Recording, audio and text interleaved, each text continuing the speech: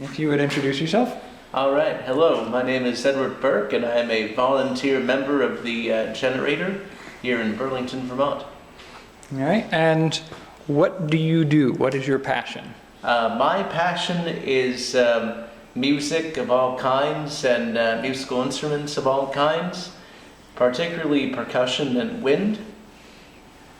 All right. And what kinds of things have you made at this space? I make things with bottle caps, such as these guys right here.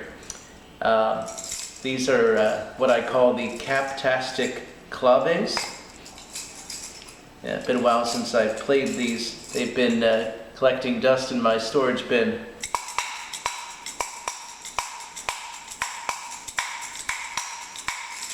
There. I designed these based on the Australian lager phone, or musical walking stick. Lager as in lager beer. Beer bottle caps are my main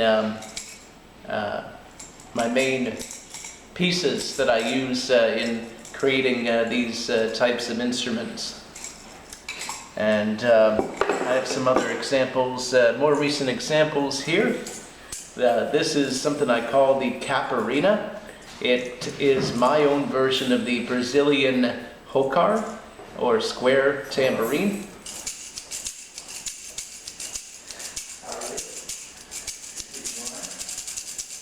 This was made from an old children's chair that I found out by the dumpster here at the space. And then this used to be a paddle for paddleball, I believe. Some kind of outdoor sport. Yeah, I believe paddleball. And I am taking the lagerphone concept and applying it to items which in their past life were not musical instruments. Because I walk around here in the city, I look at an object and I think, how can I make music out of that? So this is one of the ways I've found to answer that question. It's both a tambourine and a drum.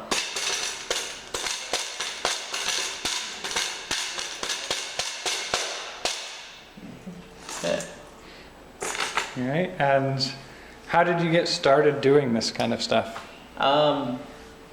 Back 2 summers ago, I had the desire to make and play my own instruments. I've been a percussionist for several years, and drum sets and individual drums in the music stores are way expensive.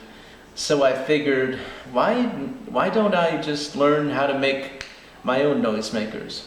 And so I went on YouTube to see what other people were doing, and lo and behold, I found these musical walking sticks.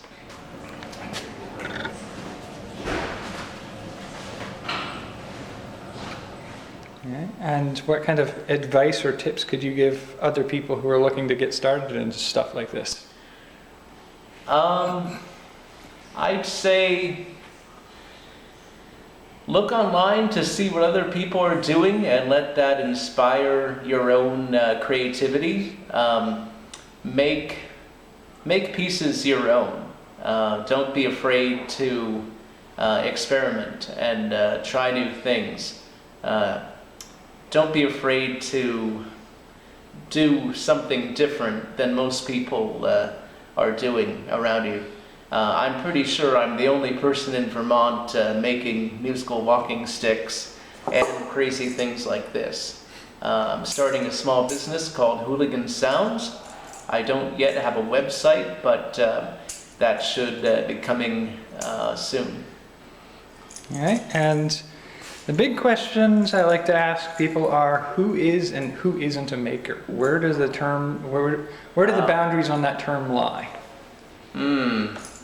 I'd say you're a maker if you have the desire to make something and also the desire to learn how to make something.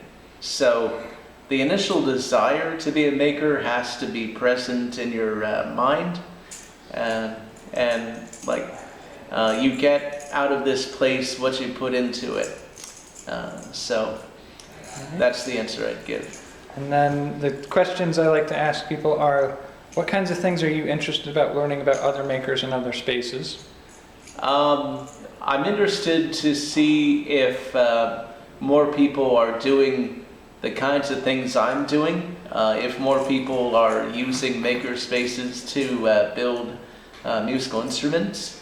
I know there's one other guy here making instruments, Brian Merrill of the, he's starting a business called Talon Flutes, and I have some of his instruments. So I feel kind of like myself and Brian, we're kind of our own entity here at the generator. It seems like everybody else is doing visual art and engineering and metallurgy and whatnot. All right, and you work at this space. Can you give any kind of examples of the kinds of things that you do and what kind of work the space is to keep going? Yeah, I'm a volunteer at the front desk every Wednesday night, and I greet people when they come in. Myself and Alex, who works with me, we're the first people a lot of our visitors see, and so I try to be as knowledgeable as I can about the space. I'd say more people here I'd say people here other than myself are more knowledgeable, but I do what I can. Other than sitting at the desk and greeting people, it's just walking around the space, cleaning things that need to be cleaned, putting things back that are kind of out of place, just being present in the space. And that gives you a discounted membership? Yes. And if you work for more than 3 months here as a volunteer, which I've done, you get 24-hour access to the space. Okay. All right. Oh, thank you for your time.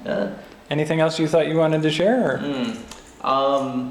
Just come and visit us. We love visitors. Huh? Mm-hmm.